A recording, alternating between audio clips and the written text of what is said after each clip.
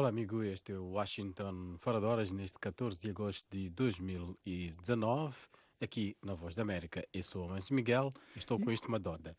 João Santa Rita. E vamos para já para os títulos nesta emissão de 14 de agosto. Em Angola, a Economist Unity prevê recessão económica neste e no próximo ano, e também temos outras notícias de Angola, João. Vamos falar dos coiçanos no sul de Angola, que estão ameaçados pela fome.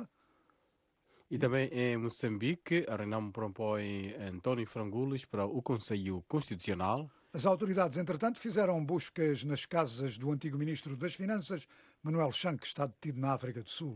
E também temos notícias de São Tomé e Príncipe, que dá a indicação de que um analista diz que a nomeação de 3 juízes do Supremo Tribunal não tem credibilidade. E quanto aos Estados Unidos, a Polícia Federal, o FBI, está a interrogar um alegado terrorista no Brasil. E vamos para já para as notícias, começando em Angola, João, onde a Economist Intelligence Unit prevê que a economia do país se mantenha em recessão até 2020, prolongando o crescimento negativo ou o não crescimento nos últimos anos devido à descida do preço do petróleo desde o verão de 2014. Aquela unidade diz que as perspectivas económicas de Angola continuam fracas, com a recessão de 3 anos a continuar até 2020. Nesta análise, que refere que a produção de petróleo caiu em quase 10% no ano passado e que a atração de investimento externo continua difícil no país.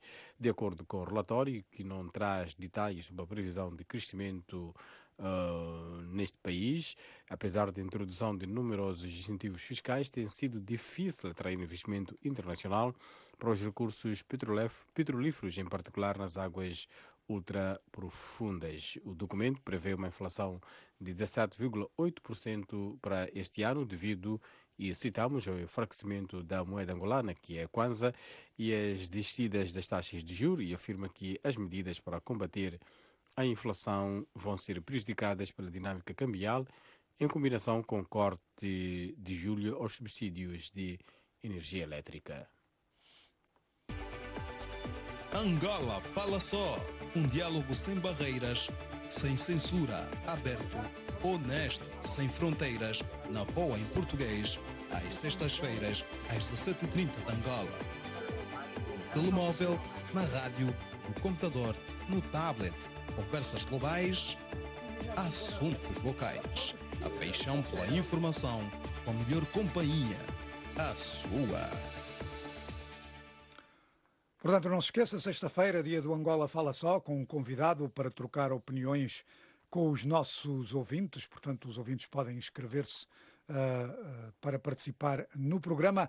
Nós contamos em breve anunciar quem será o nosso convidado. Agora vamos falar da pequena comunidade de Coisane, na Angola. No Cuando Cubangue e no Cunene encontram-se em perigo devido à fome. Os Coisane andam centenas de quilómetros a pé à procura de frutos silvestres e pedem agora a ajuda do governo. No Caiduno, Manuel Chiculo disse que a comunidade está a passar fome. Ele disse que membros da comunidade andam quase todas as matas, mas não encontram quase nada, só apanham frutas com que se alimentam. No Cuando Cubando, a comunidade de Coisane integra cerca de 12 mil pessoas. Manuel Jamba, administrador do Caiundo, disse que recentemente um camuçuquela acionou uma mina quando buscava frutas silvestres. Se em Caiundo os coisanos enfrentam peripécias, os seus compatriotas no Cuino Canaval também não têm uma realidade diferente. João, esta é uma situação que muitas vezes não se fala de Angola, deste grupo. Não se fala. É um grupo também que existe, portanto, na Namíbia e no Botsuana, e que são geralmente alvo de grande discriminação, não é? Vamos continuar as notícias e agora vamos a Moçambique. A Renamo, que é o principal partido da oposição, propõe António Frangules para o Conselho Constitucional e também propõe Albino Iacassa para conselheiro do Conselho Constitucional. António Frangules, ex-diretor da extinta Polícia de Investigação Criminal, a PIC, e o ex-membro também do partido Frelimo e MDM, entra na Renamo há uma semana da realização da sessão da Assembleia Nacional para a confirmação do Estatuto do Juiz Conselheiro. Nesta mesma sessão extraordinária será debatida a proposta de lei sobre o acordo de paz e reconciliação que foi assinado semana passada em Moçambique. Albino Nhacassa, antes de abraçar o direito, foi diretor da rádio Terra Verde, propriedade da Renamo. Continuamos em Moçambique. O Gabinete Central de Combate à Corrupção vasculhou 2 domicílios do antigo ministro das Finanças, Manuel Chang, na procura de provas do seu envolvimento num caso de corrupção relacionado com a construção do aeroporto de Nacala.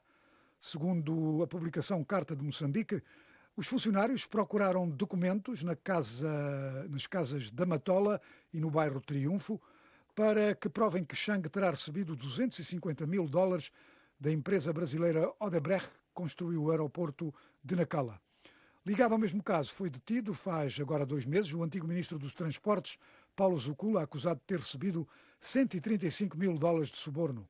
Consta que a Odebrecht declarou ter pago $900 mil a figuras do governo. Não se sabe ainda quem, além de Chang e Zucula, teriam beneficiado. O aeroporto de Nacala, considerado dos mais modernos do país, é criticado por não ter tráfego suficiente. Chang, entretanto, continua na África do Sul, detido, onde decorre o processo da sua extradição no caso de dívidas ocultas. A próxima sessão será 16 de outubro, um dia depois das eleições gerais em Moçambique. E João, nós continuamos com notícias e agora vamos a Guiné-Bissau. O atual governo deste país diz que a droga está de passagem e alimenta o terrorismo. O país quer provar que não é um narco-estado há mais de uma década. Esta reportagem é parte da série da ONU News e ilustra o apoio das Nações Unidas ao esforço da Guiné-Bissau.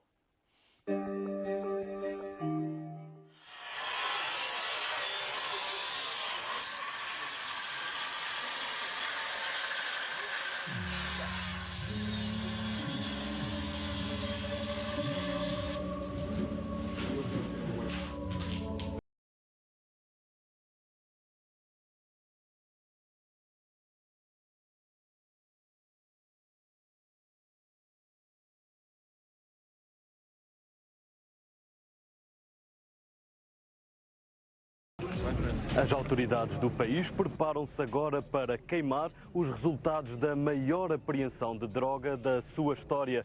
Mas esta é apenas uma parte de uma longa história. Um processo que conta também com o apoio e colaboração da missão e das agências das Nações Unidas.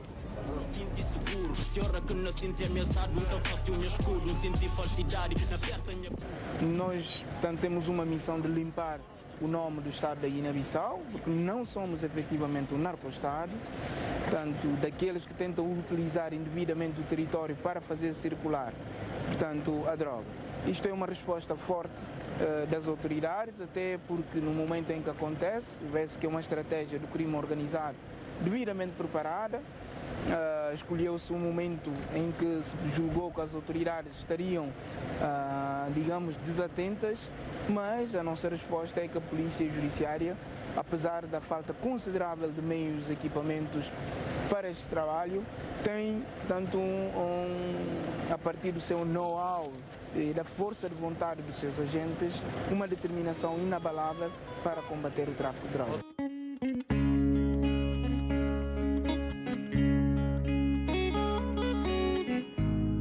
As Nações Unidas reconhecem o combate ao tráfico como um dos grandes desafios do país. O Conselho de Segurança da ONU tem pedido mais meios para esta luta, mas estes continuam a faltar. Falta tudo. Nós poderíamos ter outro resultado para o seguimento de vigilância. Não conseguimos porque tinham maiores condições, tinham várias viaturas a operar. A polícia só tem uma única para a Unidade Nacional de Combate à Droga. E continuamos depois da Guiné-Bissau. Agora vamos já à África do Sul, ao contacto do António Capalandanda. O António Capalandanda, que é o nosso correspondente na cidade do Cabo. António, boa tarde aí na cidade do Cabo. Quais são as novidades da política sul-africana? Boa tarde. De facto, o Supremo Tribunal de Pretória concedeu ao presidente Cyril Ramaphosa um interdito urgente na sequência de um pedido feito pelos seus advogados a um tribunal para corrigir o relatório da Provedora da Justiça que o acusa de ter mentido no Parlamento sobre uma doação da sua campanha para o presidente do partido no poder, o Congresso Nacional Africano, ANC. Os seus advogados também pediram ao tribunal para ocultar do consumo público alguns extratos bancários e informações usadas pela Provedora de Justiça no seu relatório. O tribunal ainda não se pronunciou sobre o assunto, mas a correspondência entre o Ramaphosa e a sua equipa de campanha já começaram a ser vazadas pela imprensa ao nível da África do Sul. E assim foi o contacto com António Capalandanda em África do Sul, concretamente na cidade do Cabo, e a atualização de alguns pontos da política sul-africana, neste caso a acusação que pesa sobre o presidente Cyril Ramaphosa de ter mentido ao Parlamento em relação ao patrocínio que teve para a sua campanha presidencial. Cyril Ramaphosa é o presidente da África do Sul e nós vamos continuar aqui, continuação de uma boa quarta-feira Capalandanda aí em Cape Town. E agora vamos para São Tomé e Príncipe. O Parlamento São Tomense elegeu esta semana 3 novos juízes para o Tribunal Constitucional, na sequência da polémica demissão de outros 3 anteriores pelo Conselho Superior da Magistratura Judicial. Mas o analista Liberato Muniz diz que estes juízes não têm credibilidade. Edith Tenjua, Joselei Patrick Lopes e Hilário Garrido são os nomes escolhidos pela Assembleia Nacional para ocupar os lugares de António Raposo, Carlos Stock e Leopoldo Marcos. O analista Liberato Muniz diz que esta nova nomeação não tem credibilidade por não ter seguido os trâmites legais. Ele diz que a situação afunda a Justiça de São Tomé e Príncipe, que favorece o poder político. E continuando, João, agora de São Tomé e Príncipe, continuamos na região da África Central, na República Democrática do Congo. Steve Mkima, que é natural de Kinshasa, neste país, passou grande parte da sua infância na África do Sul, concretamente em Joanesburgo. Por lá começou a estudar ciência política na escola belga do Liceu Prince de Liège. Hoje é professor em São Paulo. É a reportagem que trazemos a partir do Brasil. Meu nome é Steve, eu tenho 21 anos. Estou aqui no Brasil já quase 5 anos, porque no outubro desse ano, 2019, vou fazer 5 anos aqui.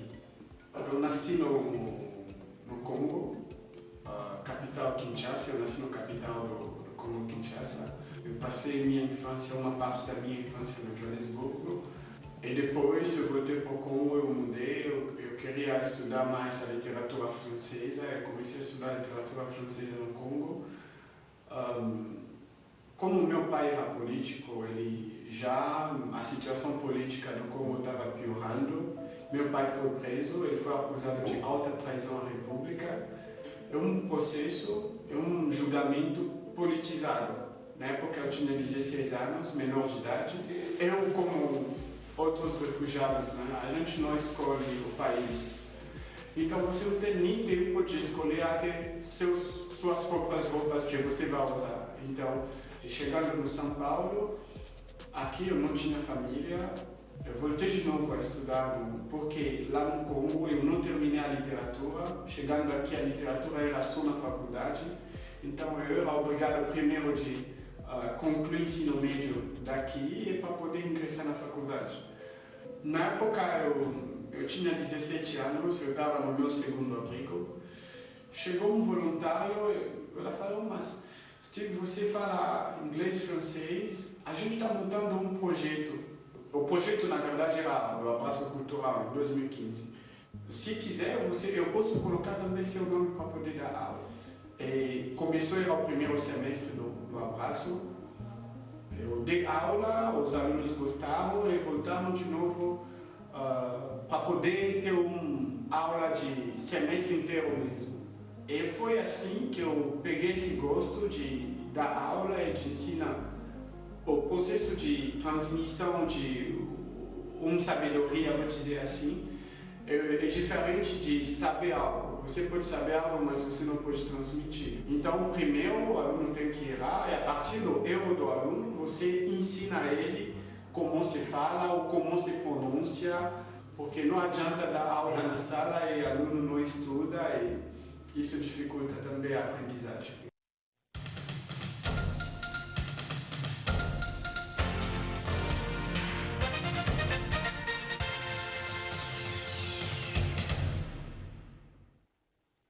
A Polícia Federal Americana, o FBI, está a tentar interrogar um alegado operador da Al-Qaeda a viver no Brasil.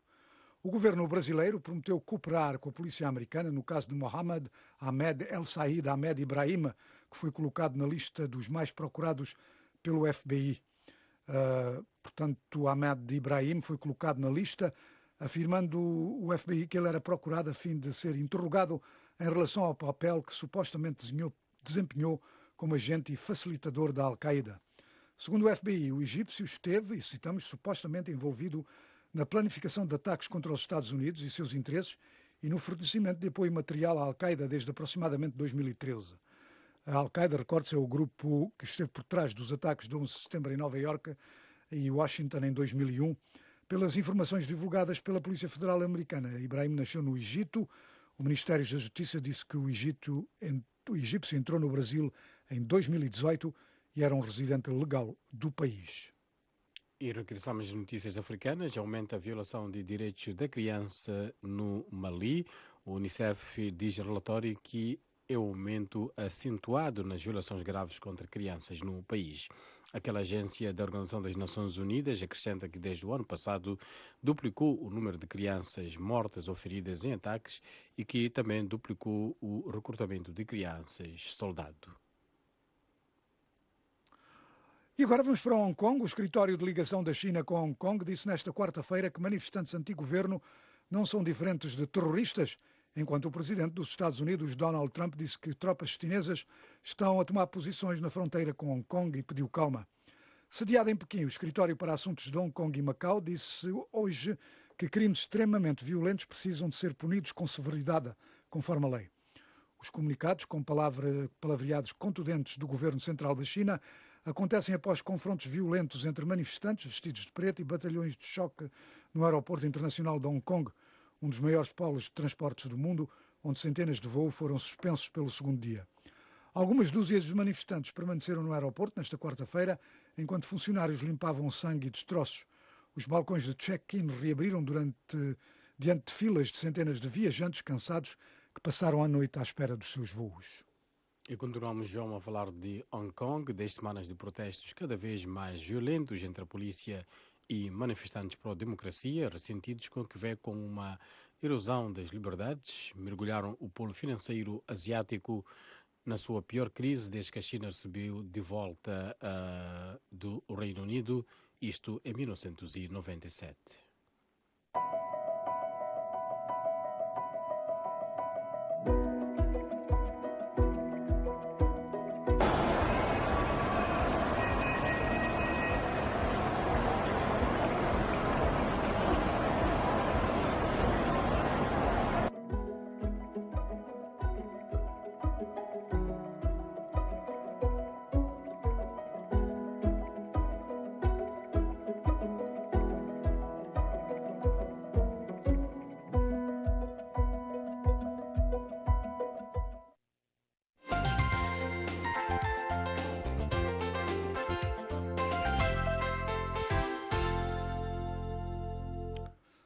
Todas as semanas nós temos aqui na Voz da América uma rúbrica de saúde com a doutora Graça.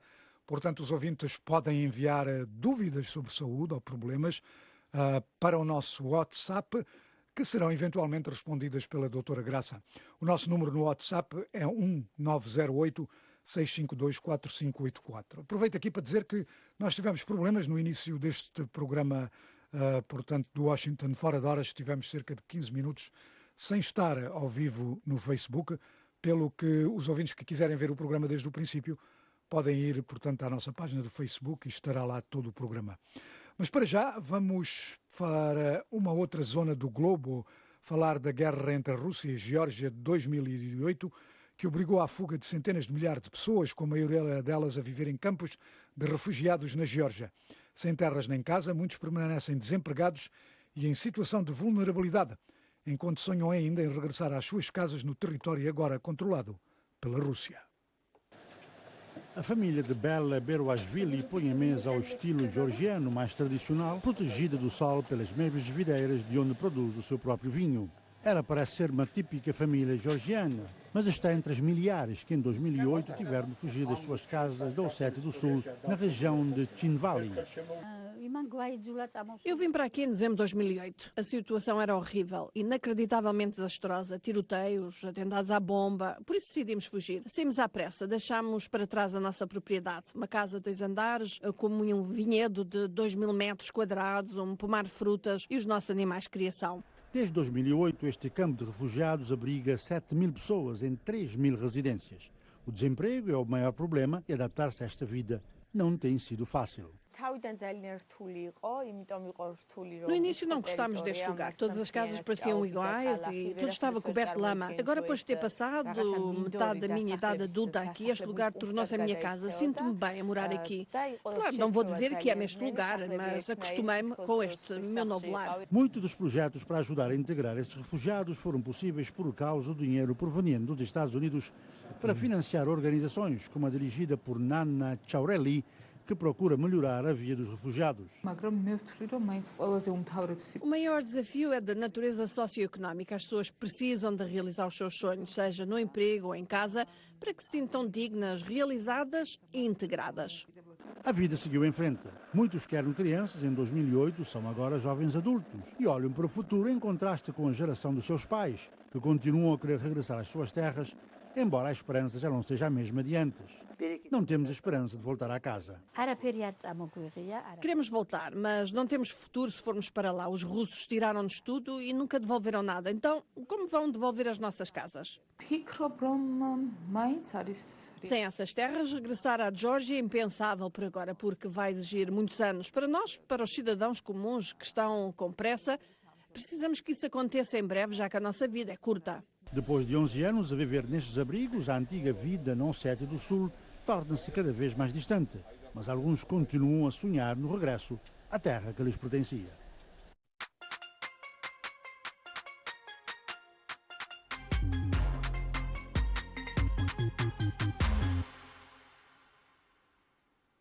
Todas as semanas aqui na Voz da América, a Dan Stess, que tem uma entrevista com um internauta, um leitor da Voz da América ou um ouvinte. E se quer participar, basta contactar-nos através do nosso número de WhatsApp. Nós vamos continuar nesta emissão do Washington Fora de Horas e agora ver os nossos amigos. Infelizmente, estivemos alguns minutos sem estar no ar no Facebook, mas temos ainda assim o comentário do Shadrach Bernardo, que diz que está em Kwanza, em Angola, e também uma provocação do Álvaro Lugero Andrade, que está de férias, e diz para a equipa que está aqui, trabalhem só. Eu gostaria de dizer ao Álvaro para ir ver os resultados do basquetebol feminino, depois conversamos em off. Vamos continuar com mais notícias e agora vamos à Grã-Bretanha. O primeiro-ministro Boris Johnson disse nesta quarta-feira que os britânicos querem políticos que deem continuidade ao Brexit e que estão frustrados por a saída da União Europeia não ter sido garantida. Questionado sobre a possibilidade de convocar eleições após 31 de outubro para assegurar que o Parlamento não pudesse evitar o prazo, Johnson disse achar que o público britânico já teve muitas eleições e eventos eleitorais. Ele disse: acho que o que eles querem que façamos é cumprir o Brexit a 31 de outubro e eu nunca me canso de dizer que isso é o que faremos. São palavras de Johnson, que fazia uma sessão de perguntas e respostas no Facebook. Ele acrescentou ainda: vamos sair da União Europeia a 31 de outubro.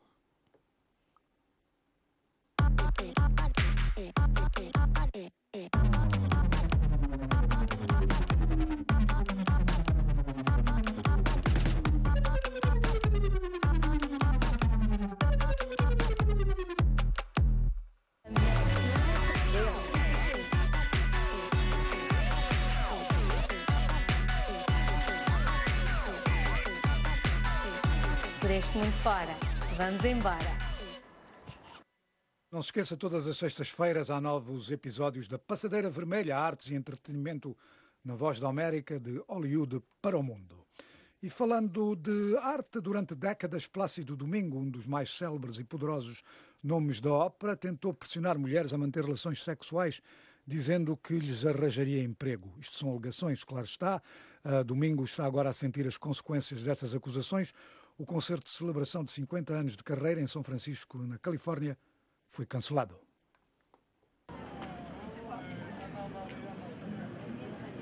Plácido Domingo, um dos mais celebrados e poderosos homens da ópera, é acusado por várias pessoas de ter pressionado, durante décadas, mulheres para relações sexuais ao manipular oportunidades de emprego e punindo-as profissionalmente quando elas recusassem os seus avanços, noticiou a agência de notícias Associated Press. Lembrado como um dos melhores cantores de ópera de todos os tempos, Domingo é também um grande maestro e diretor da Ópera de Los Angeles. Vencedor de vários Grammy, é muito respeitado e é descrito pelos colegas como um prodígio que trabalha incansavelmente para promover a sua arte. Mas quem o acusa diz que esta situação é um segredo que toda a gente sabe sobre o cantor de ópera de 78 anos. 8 cantoras e uma dançarina disseram à AP terem sido assediadas sexualmente pela superestrela espanhola no início dos anos 80, em lugares como companhias de ópera, onde Domingo tinha cargos de gestão. Uma das alegadas vítimas disse que Domingo, casado há vários anos, colocou a mão debaixo da sua saia, e outras 3 disseram que ele forçou beijos na boca, num camarim, num quarto de hotel e num almoço de trabalho. Além das 9 mulheres que o acusam, outras 6 disseram que abordagens sugestivas de Domingo fizeram com que se sentissem desconfortáveis, incluindo uma cantora que diz que ele insistiu várias vezes num encontro, depois de a ter contratado para cantar numa série de concertos dele nos anos 90.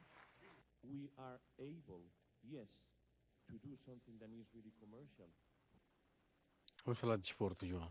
Vamos falar de desporto porque hoje temos a Supercopa Europeia, Liverpool-Chelsea. Portanto, é uma festa do futebol inglês. O Liverpool venceu a Liga dos Campeões, o Chelsea venceu a Taça UEFA e hoje, portanto, a Supercopa é na Turquia. E tem duas vertentes novas. Portanto, é a primeira vez que 2 equipas inglesas disputam esta competição na final. Portanto, embora seja a 4ª vez que o Chelsea esteja a disputar esta final e a 6ª ao Liverpool. Há alguma limitação para os fãs ingleses? Não, creio que não.